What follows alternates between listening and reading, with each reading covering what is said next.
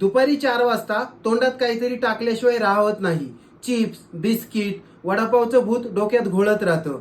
थांबा, हे 3 उपाय ऐका, क्रेविंग्स कायमच्या बंद.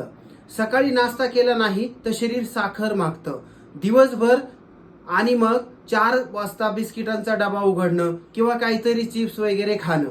त्यापेक्षा सकाळी प्रोटीन रिच नाश्ता जर केला, जसं की बॉईल एग्स, स्प्राउट्स, ओट्स किंवा दह्याने पोट भरतं, असा तुम्ही नाश्ता केलात तर तुम्हाला क्रेविंग्स कमी होतील. तुम्हाला माहित आहे का, 70% वेळा भूक लागलेली असते, पण त्यावेळेस आपल्याला पाण्याची गरज असते.